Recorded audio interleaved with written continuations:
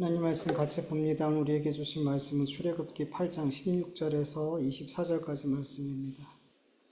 출애굽기 8장 16절에서 24절까지 말씀 한 절씩 교독하겠습니다. 제가 먼저 읽습니다. 여호와께서 모세에게 이르시되 아론에게 명령하기를 내 지팡이를 들어 땅에 티끌을 치라 하라. 그것이 애굽 온 땅에 이가 되리라. 그들의 갈새 아론이 지팡이 잡고 손을 들어 땅에 티끌을 치매 애굽 온 땅에 티끌이 다 이가 되어 사람과 가축에게 오르니 요술사들도 자기 요술로 그같이 행하여 이를 생기게 하려 하였으나 못하였고 이가 사람과 가축에게 생긴지라. 요술사가 바로에게 말하되 이는 하나님의 권능이니이다 하였습니다. 바로의 마음이 완악하게 되어 그들의 말을 듣지 아니하였으니 여호와의 말씀과 같으더라. 여호와께서 모세에게 이르시되 아침 일찍 일어나 바로 앞에 서라. 그가 물 있는 곳으로 나오리니 그에게 이르기를 여호와께서 이와 같이 말씀하시기를 내 백성을 보내라. 그리하면 그들이 나를 섬길 것이니라. 만일 내 백성을 보내지 아니하면 내가 너와 내 신하와 내 백성과 내 집에 파리들을 보내어 애굽 사람의 집집에 파리떼가 가득할 것이며 그들이 사는 땅에도 그러하리라. 그날에 나는 내 백성이 거주하는 고센 땅을 구별하여 그곳에는 파리가 없게 하리니 이로 말미암아 이 땅에서 내가 여호와인 줄을 내가 알게 될 것이라. 내가 내 백성과 내 백성 사이를 구별하리니 내 이 표징이 있으리라 하셨다 하시고 같이 읽습니다. 여호와께서 그와 같이 하시니 무수한 파리가 바로의 궁과 그 신하의 집과 애굽 온 땅에 이르니 파리로 말미암아 그 땅이 황폐하였더라. 아멘. 여호와 하나님께서 애굽에 내리신 두 번째 재앙인 개구리 재앙이 임할 때 바로는 모세와 아론을 불러서 나와 나의 백성에게서 개구리를 떠나게 하면 이스라엘을 보내겠다라고 약속했죠. 그래서 모세가 하나님 앞에 간구하자 애굽의 모든 개구리들이 집과 마당과 밭에서 나와서 죽었어요. 바로는 이제 숨을 쉴 수 있게 되자 모세와 아론에게 한 약속, 정확히는 하나님께 한 약속을 지키지 않게 되었어요. 그러자 하나님께서는 이번에 세 번째 재앙을 내리시는데 이 재앙을 내리세요. 히브리어 원어로 보면 이가 진짜 이인지는 정확히 알 수 없어요. 그래서 다른 번역들은 어떤 번역은 진드기나 벼룩이라고 이렇게 표현하기도 하고 또 모기라고 표현을 하기도 해요. 우리가 아는 그 70인역 역시 이를 모기라고 번역을 했어요. 제가 어렸을 때 이가 있었어요. 그래서 어머니가 막 이 잡고 막 그랬던 기억이 있어요. 근데 지금 젊은 분들, 여러분들 이 경험해 보셨나요? 경험해 보신 분들도 있고 좀 이렇게 못 하신 분들도 있고 뭐 그럴 것 같은데 20, 30대 정도, 20대 뭐 그 밑으로는 이렇게 이를 경험하기는 어려울 것 같아요. 그래서 이 재앙을 모기 재앙으로 이해를 하면은 이 재앙이 얼마나 끔찍한 재앙이었는지 좀 더 쉽게 이해가 될 것 같아요. 16절 말씀을 보면은 아론에게 명령해서 지팡이로 땅에 티끌을 치면 애굽의 온 땅에 그 티끌이 이가 된다라고 말씀하죠. 그러니까 온 티끌 먼지가 한순간에 다 모기로 변했다라고 생각해 보세요. 이 모기들이 사람과 가축에 달라붙어서 피를 빨아먹는다고 생각해 보세요. 여러분도 경험해 보셨지만 잠잘 때 모기 한두 마리만 이렇게 앵앵거리고 달라들면 잠을 못 잡아요. 잡기까지 못 잡아요. 잡다 포기해서 그냥 포기하고 잘 수는 있어요. 뜯겨라 그리고 잘 수는 있지만 푹 잠을 잘 수가 없을 정도예요. 한두 마리만 있어도. 그런데 온 사방에 모기로 가득하게 되고 나를 이렇게 잡아먹으려고 달려들면 얼마나 끔찍하겠어요. 그러니까 일상이 안 되는 거죠. 이게 모기가 얼마나 있었을지 모르겠지만 일상생활이 안 되는 그런 끔찍한 수준의 재앙이었다는 거죠. 물론 바로야 모기장 같은 걸 쳐가지고 어떻게든 막아냈겠죠. 근데 여기서 이 세 번째 재앙에서 주목해 볼 것은 바로의 요술사들도 하나님이 행하신 그 기적을 똑같이 행해보려 했어요. 먼지를 쳤어요. 먼지를 치고 이로 변해라, 변해라. 근데 안 되더라는 거죠. 안 되더라는 거죠. 그렇게 자기들이 이번 기적은 따라할 수 없음을 알고 바로에게 말하죠. 이것은 하나님의 권능입니다. 하나님의 권능입니다. 라고 말하더라는 거죠. 요술사들은 지팡이가 뱀이 되고 물이 피로 변하고 나일강에서 개구리가 올라왔을 때 별로 그렇게 대단하게 여기지 않았어요. 왜냐하면 누구도 자기도 그 일들을 할 수 있었기 때문이죠. 그런데 세 번째 재앙부터는 하나님이 행하시는 이적을 따라할 수가 없었어요. 그리고 비로소 하나님의 권능임을 인정하더라는 거죠. 권능이라는 단어는 손가락, 손 뭐 이런 뜻이에요. 성경에서 손가락, 손은 뭘 상징해요? 힘, 능력 뭐 이런 걸 상징하죠. 그래서 시편 3편 3절 8편 3절을 보면 주의 손가락으로 만드신 주의 하늘과 주께서 베풀어 두신 달과 별을 내가 보오니 이 손가락을 권능, 뭐 힘, 뭐 능력 이렇게 바꿔도 상관없는 거예요. 요술사들은 이 세 번째 재앙은 하나님의 손가락, 하나님의 능력이라고 인정을 했어요. 나는 못하기 때문에. 나는 못하기 때문에. 비로소 인정하더라는 거죠. 여러분, 이 요술사들의 모습 속에서 저는 우리 그리스도인의 모습이 발견되어졌어요. 여러분, 우리 그리스도인들은 내 인생을 하나님이 인도하신다 고백하죠. 마치 다윗이 여호와는 나의 목자십니다. 하나님은 날 인도하시는 분입니다. 이렇게 고백하는 것처럼 우리도 고백을 하죠.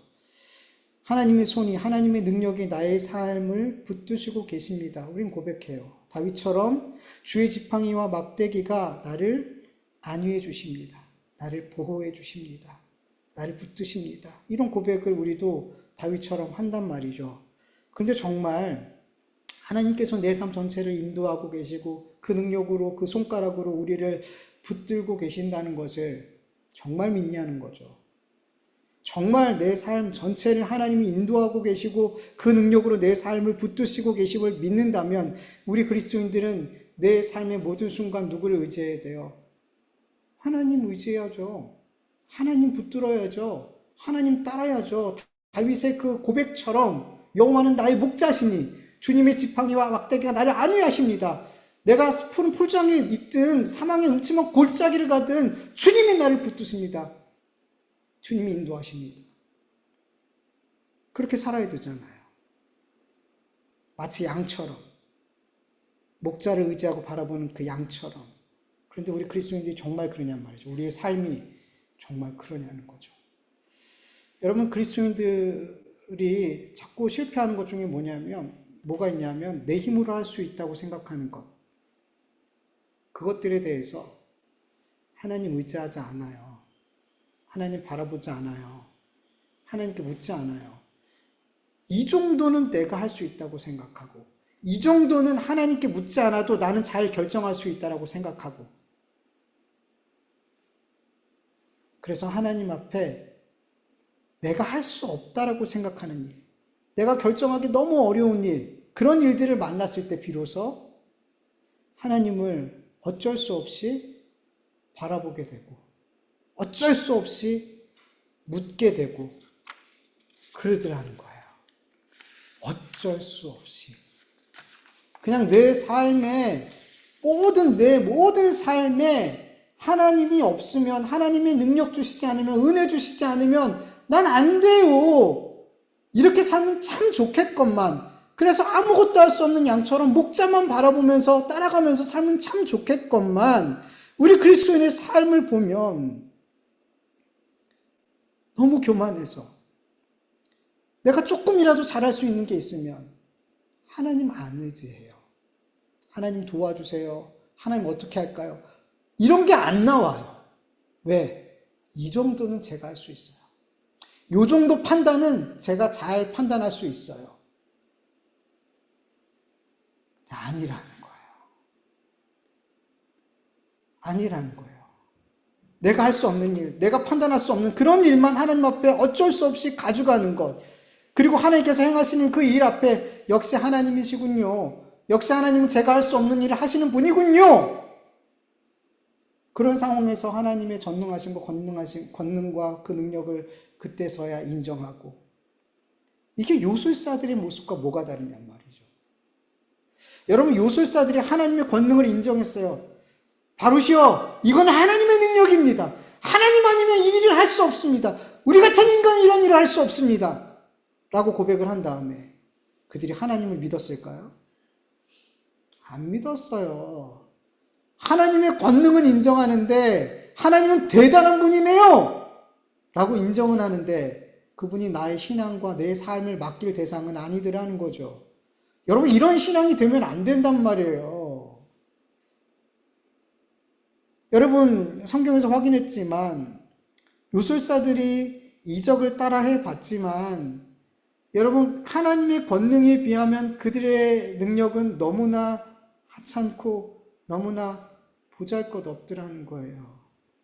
여러분, 우리가 하나님의 능력 없어도, 하나님의 도우심 없어도 내 힘으로, 내 판단으로 얼마든지 그 일을 행하고 결정할 수 있다고 하지만 우리에게서 나오는 그 힘과 그 탁월하다고 생각하는 그 결정이 얼마나 빈약하고 보잘것없고 하찮은지 우리는 알아야 돼요. 여러분, 내 보잘것없는 힘과 능력과 지식과 지혜와 경험, 여러분 이런 것 좀 제발 의지하지 마세요. 내 모든 삶에서 전능하신 하나님을 의지하시고 전능하신 그 하나님으로부터 내려오는 지혜와 힘과 능력을 구하기를 간절히 축원합니다. 내가 할 수 있는 일도 하나님께 구하고 하나님이 은혜 주시고 하나님이 지혜 주시면 완전 다른 결과가 나와요. 그걸 왜 자꾸 부정하냔 말이에요. 왜 하나님을 의지하면 더 좋은 일이, 좋은 결과가 내가 할 수 없는 것과 내가 할 수 있는 그 이상의 비교도 안 되는 결과들이 그런 은혜를 주시는데 왜 우리는 자꾸만 내가 하나님처럼 되고 싶어서 내 삶에 내가 주인이 돼서 내가 다 할 수 있는 것처럼 하나님 흉내를 내려고 자꾸만 하냔 말이죠. 우리 그리스도인들이 제발 좀 하나님 흉내 내지 마시고 내 삶에 내가 주인인 것처럼 그렇게 살지 마시고 하나님께 맡기시길 바라요. 다윗의 고백처럼 정말 하나님, 저는 아무것도 할 수 없는 양입니다. 제가 할 수 있는 거라고는 주님 따라가는 거예요. 주의 음성에 귀 기울이고 주님이 가라 하면 가고 멈추라 하면 멈추고 그게 제가 제일 잘할 수 있는 거예요. 이런 고백이 있길 간절히 원합니다. 우리 대단하지 않아요. 세상에서 날고 기는 사람도 아무것도 아니에요. 지난주에 주일 말씀을 같이 나눴던 내용 중에 하나가 뭐냐면 아이도벨이라는 다윗의 모사, 마치 계략을 피면 하나님이 주신 것 같은 계략을 세우는 놀라운 지혜로운 사람인데 그 사람의 놀라운 책략도 누구로부터? 하나님으로부터. 그리고 하나님의 뜻과 계획 안에 그라는 존재, 그 지혜로운 존재도 하나님의 뜻과 계획 안에 일부였던 거예요. 아무리 지혜롭고 아무리 능력있고 힘이 있어도 하나님을 의지하는 자보다, 하나님을 힘 있는 자보다, 하나님을 바라보는 자보다 더 나을 수 없다는 거예요, 여러분. 여러분, 하나님을 부분적으로 의지하지 않길 바라요. 부분적으로 묻고, 부분적으로 맡기고, 내 삶은 그렇게 하나님이 내 삶의 어떤 부분이 되지 않았으면 좋겠어요. 하나님은 내 어떤 일부, 내가 할 수 없는 것만 이렇게 일부 도와주시는 그런 하나님이 아닌 거예요. 내 온 삶을 맡겨드리는, 내 영혼을 맡겨드리는, 의지할 수 있는 그런 하나님, 그런 나의 전부가 되기를 간절히 원합니다. 20절부터는 네 번째 재앙인 파리 재앙이 임하게 되는데 파리 재앙에서 특별히 발견되어지는 것은 네 번째 재앙부터 하나님께서 이스라엘 백성들과 애굽 사람들, 그들이 살고 있는 땅을 구별하셔서 애굽 사람들이 살고 있는 그 땅에만 재앙이 임하고 이스라엘 백성들이 살고 있는 그 고센 땅에는 재앙이 임하지 않게 하셨어요. 21절에서 23절 현대인의 성경으로 보면 내가 만일 내 백성을 보내지 아니하면 내가 너와 내 신하와 내 백성과 내 집에 파리떼를 보내겠다. 그러면 이집트 사람의 집에 파리떼가 득실거릴 것이며 땅도 파리떼로 뒤덮일 것이다. 그러나 그 날에 내 백성이 사는 고센 땅을 내가 구별하여 거기에는 파리떼가 없게 하겠다. 이곳으로 너희는 내가 온 세상의 하나님인 것을 알게 될 것이다. 내가 내 백성과 내 백성을 구별할 것이니 이런 기적은 내일 일어날 것이다. 아멘. 여러분, 네 번째 재앙부터는 하나님께서 바로의 백성과 하나님의 백성을 구별하셨어요. 그래서 바로의 백성들이 사는 땅에는 계속해서 재앙이 임하는데 하나님의 백성 이스라엘이 사는 고센 땅에는 재앙이 임하지 않아요. 이게 바로가 믿어졌을까요? 안 믿어졌을까요? 안 믿어졌어요. 그래서 가축이 전염병이 도는 그 재앙을 내리실 때 애굽 땅에 있는 가축들이 죽었어요. 그래서 바로가 신하들을 시켜서 고센 땅은 어떤지 보고 오게 해요. 근데 한 마리의 가축도 죽지 않았음을 확인하게 되죠. 네 번째 재앙부터는 하나님께서 구별이라는 걸 하세요. 구별. 여러분, 왜 하나님께서는 애굽 사람들에게만 재앙이 임하고 이스라엘 사람들에게는 재앙이 임하지 않게 하셨을까요? 몇 가지 이유를 살펴보면 첫 번째는 애굽에 임하는 모든 재앙은 우연이 아니라는 거예요. 우연이 아니라는 거예요.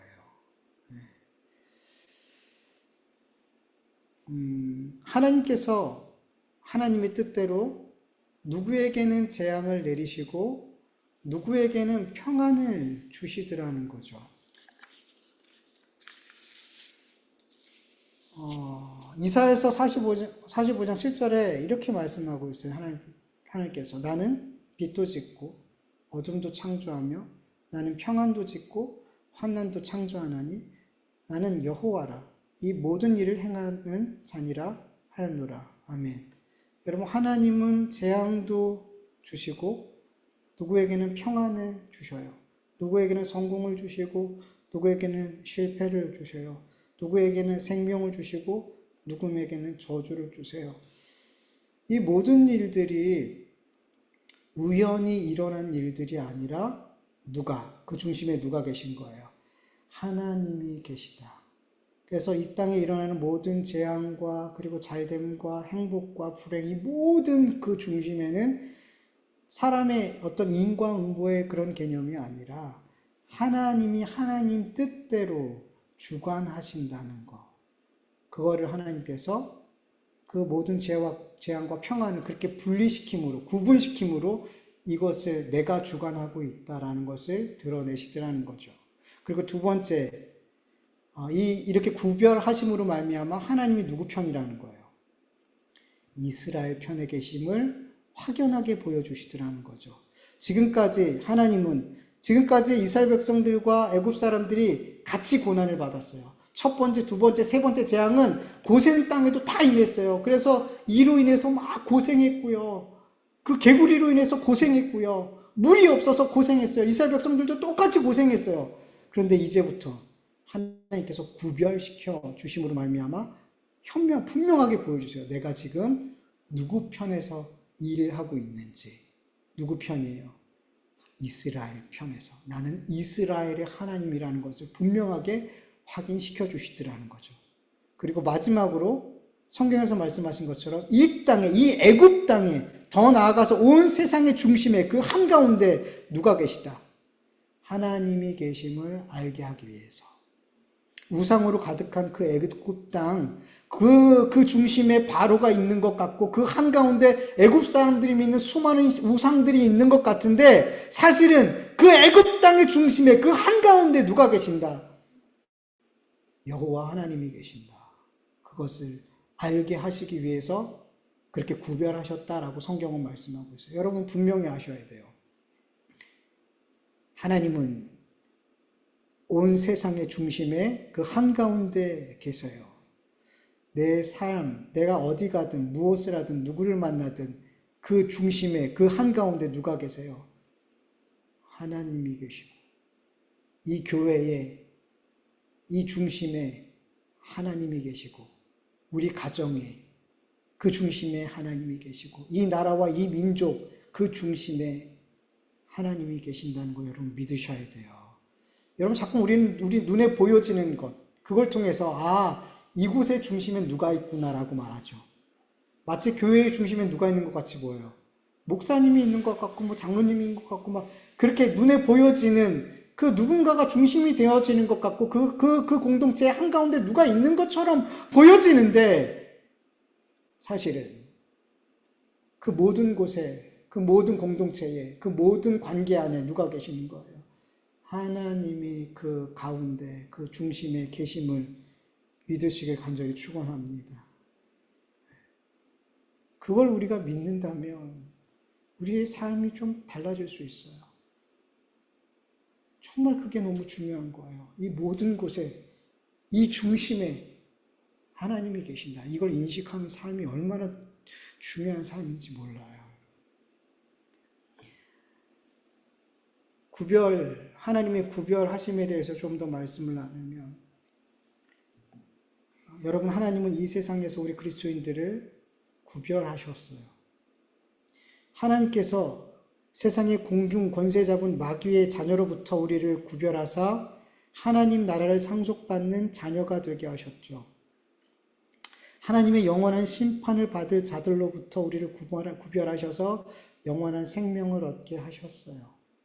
어떤 이들에게는 하나님의 저주와 재앙이 머물러 있고 임하고 있는데 어떤 이들에게는 하나님의 은혜와 용서하심과 화해와 사랑이 임하고 있어요. 어떤 이들은 하나님께서 대적하고 계신데 어떤 이들은 하나님이 그의 편이 되어 주세요. 어떤 이들은 그렇게 계속해서 반대되는 그런 모습들로 하나님은 누구 편에 계시고 누구의 편에 계시지 않고 누구에게는 좋은 것을 주시고 누군가에게는 좋은 것을 주시지 않고 누구의 삶을 그냥 내버려 두시고 누구의 삶은 지겹도록 간섭하시고 여러분 이런 구별하심은 하나님의 구별은 우연이 아니에요. 그리고 내가 어떻게 했기 때문에 그렇게 되어진 것도 아니에요. 하나님께서 창세전에 예수 그리스도 안에서 작정하신 거예요. 이 하나님의 구별하심을 통해서 우리는 온 세상의 중심에 누가 계심을 확인하는 거예요. 하나님이 계시고 누가 주인 되신다는 거예요. 하나님이 주 되심을 하나님의 이 구별을 통해서 그 일방적인 구별을 통해서 우리는 하나님이 이 세상의 중심에 계시고 하나님의 주 되심을 확인할 수 있는 거죠. 여러분 하나님께서 하나님의 온전하신 뜻대로 완벽한 뜻대로 우리를 구별하셨다는 걸 여러분 믿으시나요? 이걸 정말 믿는다면 우리는 이 땅에서 하나님의 저주와 재앙이 임하고 살고 있는 사람들처럼 하나님이 내버려 두는 삶을 사는 사람들처럼 마귀의 자식처럼 그 마귀의 욕심대로 살아가는 그 사람들처럼 살면 돼요, 안 돼요? 안 되죠. 우리는 구별되어졌으니까. 우리 그리스도인에게는 하나님의 저주와 재앙이 아닌 뭐가 임해요? 하나님의 은혜가, 사랑이, 용서가, 자비하심이 우리에게는 날마다, 순간마다 임하고 있어요. 지금도. 하나님의 성령을 통해서 우리의 삶을 내버려 두고 방치하는 게 아니라 우리의 죄된 욕심을 따라 그렇게 마귀의 욕심을 따라 그렇게 살아가도록 방치하는 게 아니라 때로는 그만 좀 간섭하셨으면 좋겠다. 그만 좀 날 좀 내버려 두셨으면 좋겠다라고 생각될 정도로 성령님을 통해서 우리의 삶을 간섭하고 계신단 말이에요. 하나님의 자녀다운 거룩한 삶을 날마다 성령님을 통해서 요구하고 계신단 말이에요. 왜냐하면 하나님께서는 우리를 어떻게 하셨기 때문에? 이 세상 가운데서 구별하셨기 때문에 우리 그리스도인의 그 삶에서 하나님이 없는 사람들, 마귀의 자식들처럼 그 마귀의 욕심을 따라 사는 그 사람들과 그렇게 좀 구별된 삶이 우리에게 나오지 않는다면, 주님을 닮은 거룩한 삶이 우리에게 나오지 않는다면 우리는 굉장히 두려움을 가져야 돼요. 모든 걸 다 뒤로하고 하나님 앞에 엎드려서 그 구별된 삶이, 그 거룩한 삶이 회복되기를 간절히 기도해야 돼요. 모든 걸 다 뒤로하고. 왜? 지금 나에게 그것보다 더 중요한 건 없어요. 여러분, 그리스도인은, 교회는 하나님께서 구별한 자들, 구별한 공동체라는 것을 결코 잊으면 안 돼요. 여러분, 구별은 말이 아니라 삶으로 확인되는 것을 여러분 믿으셔야 돼요. 마치 행함이 없는 믿음은 죽은 믿음인 것처럼 우리의 삶에 구별된 삶이 없다면 그 신앙의 삶은 죽은 신앙의 삶이에요. 아무런 영향도, 아무런 능력도, 마치 맛을 잃어서 밖에 버려져서 사람들에게 밟히는 것 같은 신앙도 뭣도 아닌. 왜요? 우리에게 구별됨이 없으니까. 구별은 결코 말이 아니에요. 말이 아니에요. 믿음, 주여 아니에요. 그 뜻대로 행하는 자.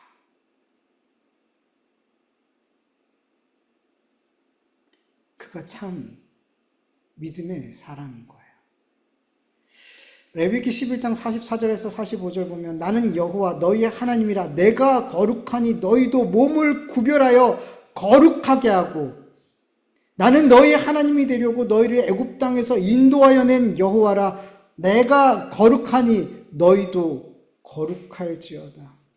베드로전서 1장 15절 오직 너희를 부르신 거룩한 이처럼 너희도 모든 행실에 거룩한 자가 되라. 마태복음 5장 48절 주님 말씀하시죠. 그러므로 하늘에 계신 너희 아버지의 온전하심 같이 너희도 온전하라. 로마서 12장 1, 2절 우리가 잘 아는 말씀이죠. 그러므로 형제들아 내가 하나님의 모든 자비하심으로 너희를 권하노니 너희 몸을 하나님이 기뻐하시는 거룩한 산제물로 드리라. 이는 너희에게 드릴 영적 예배니라. 너희는 이 세대를 본받지 말고 오직 마음을 새롭게 함으로 변화를 받아 하나님의 선하시고 온전하시고 기뻐하시는 뜻이 무엇인지 분별해라. 아멘. 하나님은 멸망으로 지옥으로 심판으로 가는 이 세대 가운데 우리를 구별하셨어요. 거룩하게 하셨어요. 그래서 우리는 이 세대를 본받지 않고 하나님께서 기뻐하시는 거룩한 산 제물로 구별된 삶으로 하나님께 영광 돌리는 삶을 살아야 돼요. 이건 뭐 기분 내키면 하고 뭐 상황이 안 되면 안 되고 못하고 뭐 우리의 어떤 선택의 문제가 아닌 거예요. 우리를 거룩하게 구별하신 하나님의 은혜와 사랑과 그 생명 주심이 정말 믿어진다면 그게 정말 믿어진다면 이건 선택이 아니라 어떤 거예요? 너무 자연스러운 거예요. 너무 당연한 거예요. 구별된 삶을 살고 싶어하는 열망이 우리 안에 있어야 되는 거예요. 왜? 그 열망이 누구의 열망이에요? 하나님의 열망이에요. 우리가 이 땅에서 구별된 삶을 사는 그 마음은 우리 속에서 나오는 게 아니라 이건 먼저는 하나님의 열망이고 그 열망이 우리에게 임하고 우리는 그 열망을 따라 이 세상에서 구별된 삶을 살아가는 거예요.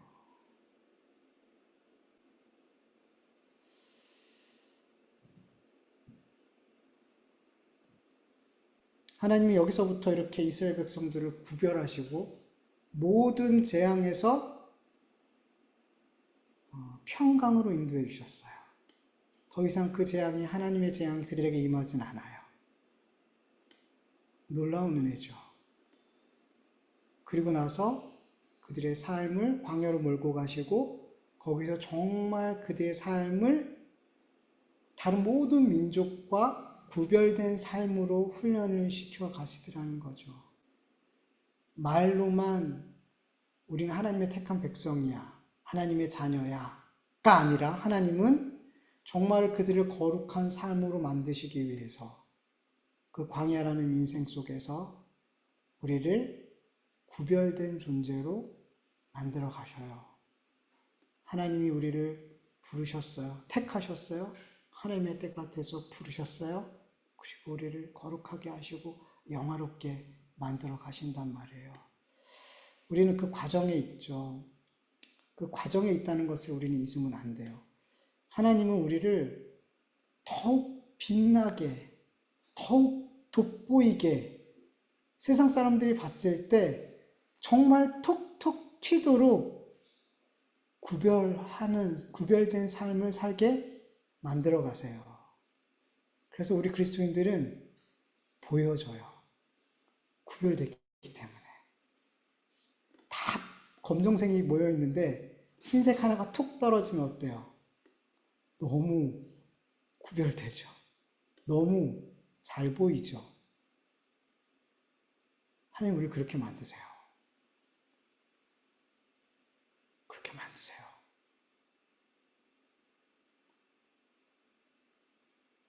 애매한 삶, 자꾸 왜 우리가 그렇게 애매한 삶? 이렇게 회색 같은 색을 띠면서 사냐 하면 자꾸만 부분적으로 하나님을 의지해요. 부분적으로 맡기고, 부분적으로 기도하고, 부분적으로 신뢰하고, 부분적으로 사랑하고.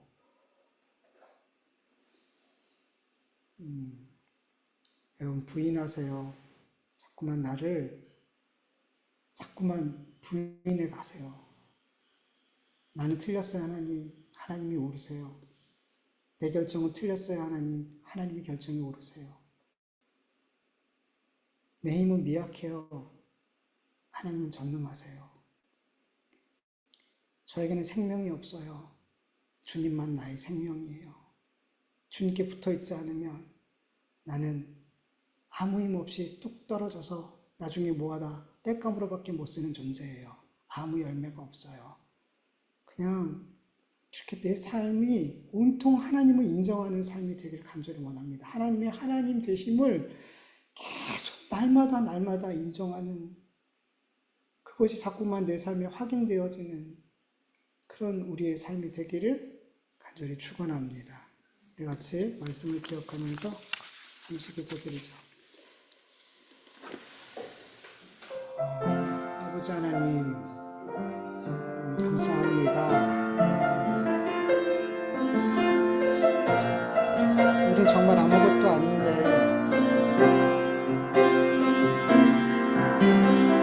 마치 뭐라도 된 것처럼,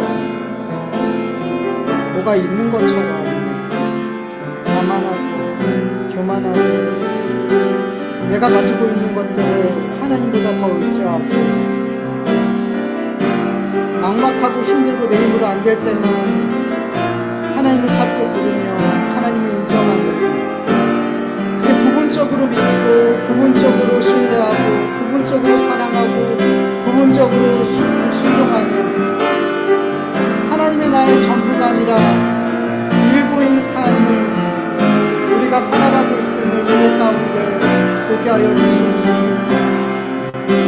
우리의 삶 전체를, 나의 모든 일 전부를, 나의 모든 관계 전부를, 나의 건강 모든 것을, 나의 생명 전부를, 나의 가정 전부를, 나의 일터 전부를, 나의 가정과 이 나라의 민족 전부를, 그렇게 전부를 맡기고 전부를 의지할 수 있는 우리의 삶이 되어질 수 있도록 도와주시옵소서. 바로의 요술사처럼 것 하나님이 행하실 때 그때만 겨우 하나님을 인정하는 것 같은 그런 가짜 신앙이 아니라 하나님 내 모든 삶에 하나님의 은혜가 없으면, 하나님의 능력이 없으면, 하나님의 인도하심과 돌보심이 없으면 나는 안 됩니다. 나는 한 걸음도 못 갑니다. 나는 한 걸음도 바른 길로 갈 수가 없습니다. 주의 길로 갈 수가 없습니다. 고백하며 그렇게 주님을 붙들고 주님을 의지하고 주님께 여쭈며 살아가는 우리의 인생이 되어줄 수 있도록 도와주시옵시기를 간절히 원하오니 하나님 은혜 베풀어 주시옵소서. 하나님, 애굽 사람들과 이스라엘 사람들을 구별하시는 너의 백성과 내 백성을 구별하신 하나님, 그 구별하신 하나님의 그 구별하심 속에서 하나님이 어떤 분인지를 우리가 깨닫게 하여 주시옵소서.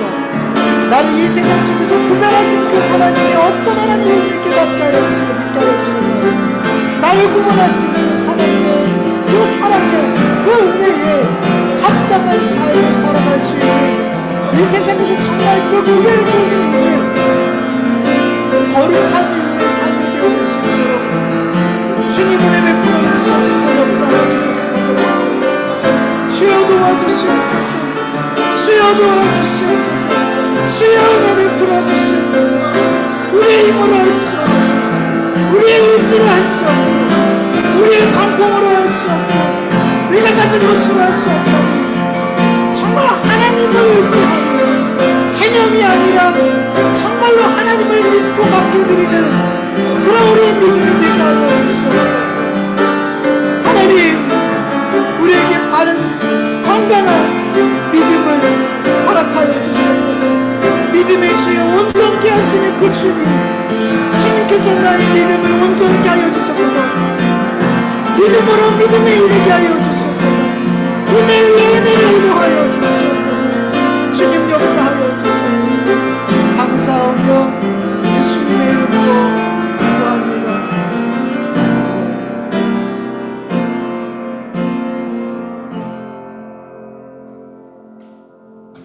아버지 하나님, 감사드립니다. 오늘도 이렇게 우리를 불러서 주님 앞에 예배 드릴 수 있게 하여 주셔서 감사합니다. 이 시간이 우리에게 얼마나 소중한 시간인지 모릅니다. 하나님 앞에 엎드리는 이 시간, 하나님의 음성을 듣는 이 시간, 주님께 간구하는 이 시간, 주님의 얼굴을 배우는 이 시간이 우리에게는 가장 소중한 시간이고 우리를 살리시는 시간인 줄 믿습니다.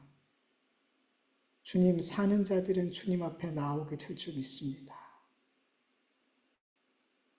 주님 앞에 나와 우리의 죽어있는 모든 삶이 살아나게 하여 주시옵소서. 교만하고 사악하고 이기적이고 세상적인 내 생각과 말과 행동이 주님 앞에 엎드려져서 겸손케 되고 은혜롭게 되고 자족하게 되고 감사하게 되게 하여 주시옵소서. 주님의 마음이 내 마음 되게 하여 주시옵소서. 예배 때마다 그렇게 주님의 마음을 품을 때 우리가 세상에서 구별된 삶을 살게 될 줄 믿습니다. 우리를 구별하신 그 은혜, 이 구별하심이 얼마나 귀하고 말할 수 없을 만큼 큰 은혜이고 감사의 제목인지 영원토록 찬송할 제목인지 우리가 깨닫게 하여 주셔서 그 구별하심의 은혜에 합당한 삶을 살아갈 수 있는 우리가 되게 하여 주시옵소서. 우리는 그런 삶을 살 수밖에 없는 존재들입니다. 그 은혜와 그 사랑을 입었는데도 어떻게 우리가 세상 사람들과 동일하게 생각하고 동일하게 말하고 동일하게 판단하고 동일하게 그 삶을 살아갈 수 있겠습니까? 거룩하게 하신 그 주님, 그 주님의 은혜를 기억하며 내 삶의 모든 순간에서 거룩한 삶을 지켜갈 수 있도록, 거룩한 삶을 살아낼 수 있도록 우리를 붙드시고 우리에게 힘주시고 우리를 그렇게 그 길로 주님 더욱 나아갈 수 있도록 주님 은혜 베풀어 주시옵소서. 모든 것 주님께 맡겨드리오며 감사하며 예수님의 이름으로 기도드립니다. 아멘. 주님 가르쳐 주신 기도를 이렇게 마치겠습니다. 하늘에 계신 우리 아버지, 이름이 거룩히 여김을 받으시오며 나라의 마옵시오며 뜻이 하늘에서 이루어진 것 같이 땅에서도 이루어지이다.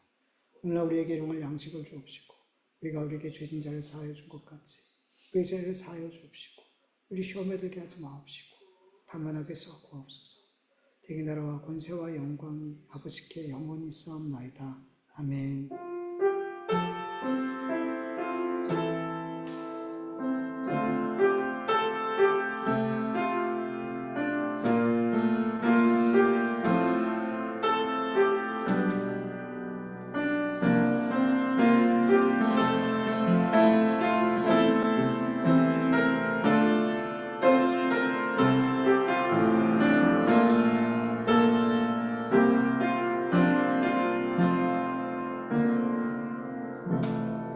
우리 예배를 받으신 하나님께 감사와 영광의 박수 올려드립니다. 하나님 감사합니다. 우리 예배를 받으시고 은혜를 풀어주시는 주님으로 감사합니다. 주님 도와주셔서 예배 마쳤습니다. 너무 일찍 무더위가 찾아왔는데 건강 조심하시고 저도 이렇게 되게 무기력해지더라고요. 이렇게 너무 더우니까 건강 조심하시고 또 주일날 건강하게 함께 모여 예배 드렸으면 좋겠습니다. 예배 마쳤습니다.